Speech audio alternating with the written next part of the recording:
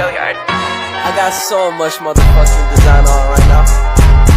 Break it down, bring it back, make it clap. I got 3 old thoughts, new block, wear that thing. Bitches on my line, and you know they come straight. Hold up, what it not, 45, scope it cash like whoa. How you fucking with these hoes up? Shalom, selamat pagi. Perkenalkan, nama saya Sepriana Sedista Benu, NIM 1.01.2022.0104, kelas C semester 2 Prodi PAK.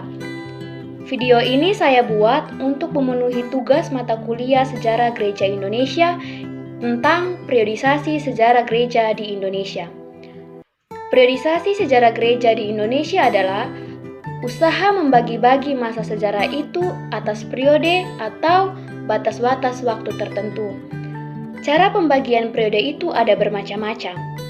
Ada yang membaginya dari segi perkembangan atau perluasan gereja itu, dan ada juga yang membaginya dari segi pertumbuhan atau kepemimpinan gereja itu sendiri. Van den Ende dalam bukunya Ragi Cerita 1, ia menggunakan periodisasi yang berdasarkan beberapa segi sejarah yang digabung.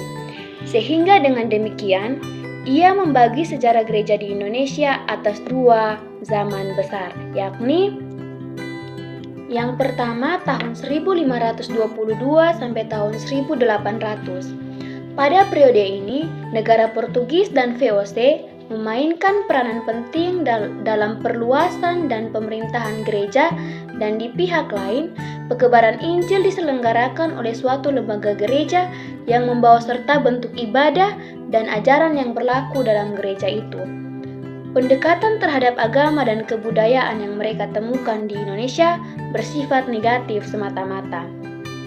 Dan orang-orang Indonesia tidak ikut serta dalam kepemimpinan gereja karena organisasi gereja bersifat hierarkis dan dipimpin oleh orang-orang barat. Dan yang kedua, tahun 1800 sampai tahun 1940 yang kemudian dibagi atas beberapa subperiode. Yang pertama, tahun 1800 sampai tahun 1860, dan yang kedua, tahun 1860 sampai tahun 1920, dan yang ketiga, tahun 1920 sampai tahun 1940. Pembagian ini didasarkan oleh faktor perluasan, faktor pola pikir para sending atau misionaris, dan faktor perkembangan di bidang politis.